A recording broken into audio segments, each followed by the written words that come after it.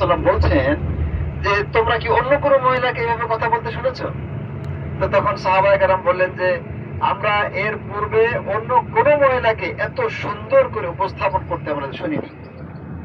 তো যাই হোক, আসমা বিনতে ইয়াজিদের আরেকটা পরিচয় হলো যে আসমা বিনতে সূরা সূরা বাকারার 228 নম্বর আয়াতটা এই মহিলা সাহাবীকে কেন্দ্র করে নাযিল হয়েছে।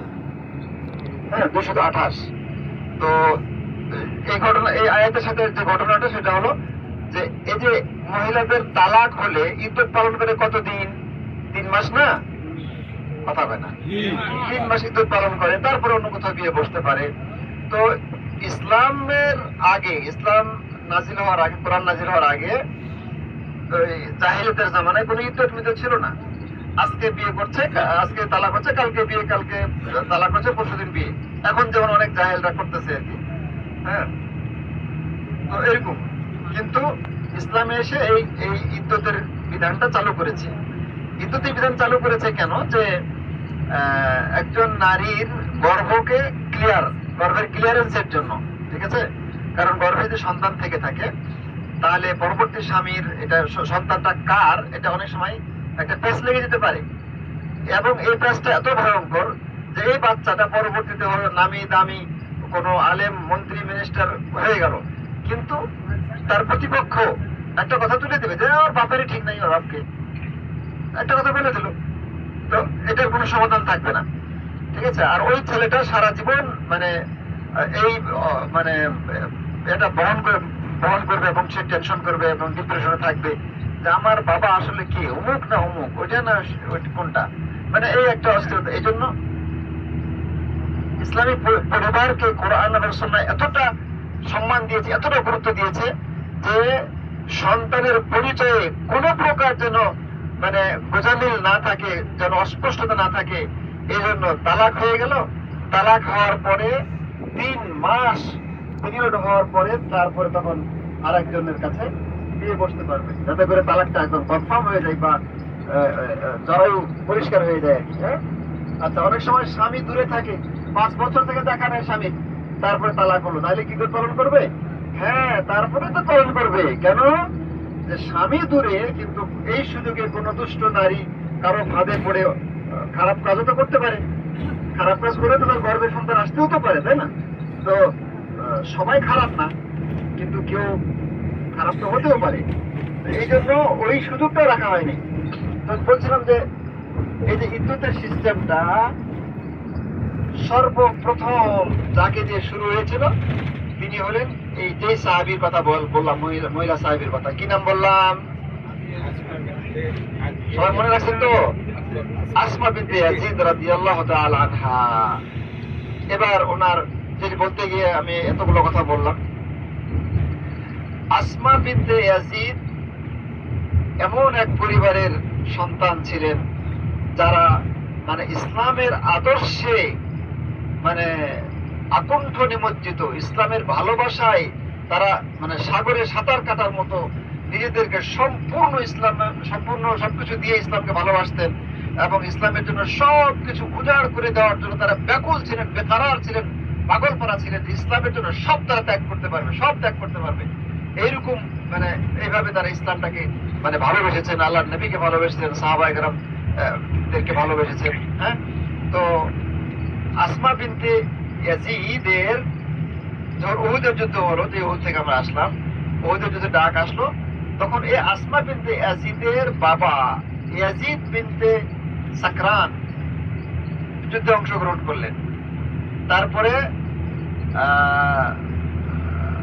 তার ভাই, ইয়াজিদের ভাই মানে আসমার চাচা সম্ভবত মাকরান বিন কি যেন নামটা ভুলে গেলাম, সে চাচা অংশগ্রহণ করলো এবং আসমার আপন 2 ভাই, তার মানে আপন 2 বাপ চাচা, বাবা এবং বাবার ভাই, ওরা বাপ বেটা 2 ভাই, আর তার আপন 2 ভাই মানে ইয়াজিদের 2 ছেলে।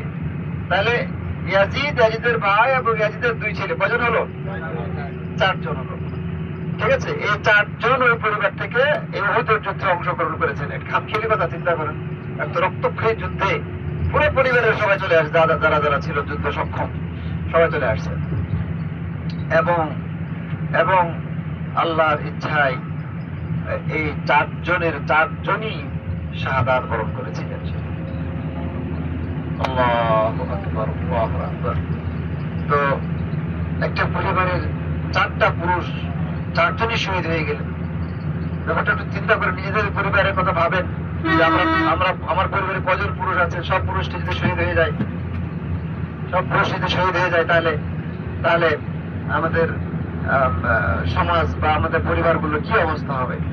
তো তিনি শহীদ হয়ে গেলেন, তার 4জন শহীদ হয়ে গেল। তখন এই আসমা বিনতে ইয়াজিদ ছিলেন তাদের বাড়িতে, নিজেদের বাড়িতে। খবর ছড়িয়ে পড়লো, খবর ধীরে ধীরে যেতে যেতে এই আসমা বিনতে ইয়াজিদের কানে চলে গেল যে তোমার বাপ ভাইয়েরা, চাচারা যারা যুদ্ধে গেছে তারা শহীদ হয়েছে। তিনি এবার মানে বুঝতে পারলেন যে রক্তক্ষয়ী সংঘর্ষ হয়েছে, মানে খুব ব্যাপক ক্ষয়ক্ষতি হয়েছে। তো তিনি এবার দৌড়াতে শুরু করলেন। এই ওয়াজটা দেলোয়ার হোসেন সাঈদী রাহিমাহুল্লাহ করেছেন, আর অন্যান্য শায়েখরাও ওয়াজটা করে থাকে। তো সেটা হলো এই আসমা বিনতে ইয়াজিদের ঘটনা। তো আসমা বিনতে ইয়াজিদ এবার উহুদের যুদ্ধের দিকে দৌড়াচ্ছেন। মানুষজন তাকে দেখে বলছে যে শোনো শোনো, তুমি জানো তোমার বাবা শহীদ হয়ে গেছে? তখন বলছে যে হ্যাঁ শুনলাম, আল্লাহর নবী কেমন আছে এটা বলেন আমাকে। তো তারপরে আবার সামনে আসে আরেকজন বলছে, আরে শুনো শুনো, তোমার চাচা শহীদ হয়ে গেছে তুমি জানো? তো উনি বলছে যে আগে বলেন আল্লাহর নবী কেমন আছেন। আরো সামনে আগাইতেছে, বলছে তোমার তো বড় ভাই শহীদ হয়ে গেছে। উনি বলছে আল্লাহর নবী কেমন আছে। আবার আসতেছে, বলছে তোমার তো ছোট ভাই শহীদ হয়ে গেছে। উনি বলছেন যে আল্লাহর নবী কেমন আছে। মানে এই কথাগুলো শুনতে ভালো শোনা যায় বা বলতে সহজ মনে হয়, কিন্তু এই কথাগুলোর গভীরতা চিন্তা করছেন। মানে ওনার বাপ ভাই আত্মীয় স্বজন দুনিয়ার সব চলে গেছে, তারপরে ওনার পেরেশানি নাই। পেরেশানি কোথায়? রাসূল সাল্লাল্লাহু আলাইহি সাল্লাম কেমন আছেন, বেঁচে আছেন কিনা, ঠিক আছেন কিনা। রাসূল সাল্লাল্লাহু আলাইহি সাল্লামকে তিনি তারা কতটা ভালোবাসতেন। এরপরে আস্তে আস্তে আস্তে আস্তে বাপ ভাইয়ের খোঁজ খবর আগে না নিয়ে তিনি ছুটে আসলেন একদম রাসূল সাল্লাল্লাহু আলাইহি সাল্লাম যেই জায়গায় আহত অবস্থায় শুয়ে আছেন ওই জায়গায় আসলেন। সাহাবায়ে কেরামকে বলছেন আমি আল্লাহ রাসূলকে দেখবো, আমি দেখতে চাই, উনি কি অবস্থায় আছেন আমি নিজ চোখে দেখতে চাই। তারপরে তাকে নিয়ে যাওয়া হলো এবং রাসূল সাল্লাল্লাহু আলাইহি সাল্লামকে দেখা করায় দেওয়া হলো। তখন আল্লাহর নবী সাল্লাল্লাহু আলাইহি সাল্লামকে দেখে উনি বলছেন যে আপনাকে দেখার পর আমার সব বেদনা হৃদয় থেকে মুছে গেছে ইয়া রাসূলুল্লাহ। আপনাকে দেখার পর আমার সব হারানোর বেদনা আমার হৃদয় থেকে মুছে গেছে ইয়া রাসূলুল্লাহ। আল্লাহু আকবার, আল্লাহু আকবার। কি ঈমান, দিনের প্রতি কি দরদ, কি মায়া, কি ভালোবাসা, ত্যাগের কত বড় মহিমা। তাদের ত্যাগের বিনিময়ে ইসলাম পেয়েছি আমরা, ইসলাম প্রতিষ্ঠিত হয়েছে। আমরাও তো ইসলামের দাবিদার। আমরা কি আমাদের রাসূলকে ওইভাবে ভালোবাসি? আমরা কি দিনকে ওইভাবে শক্তভাবে ধরেছি? এই চিন্তাটাই আমাদের করতে হবে। বলছিলাম যে আল্লাহর কাছে দোয়া করতে হবে যে সাহাবায়ে কেরাম যেভাবে আল্লাহ রাসূল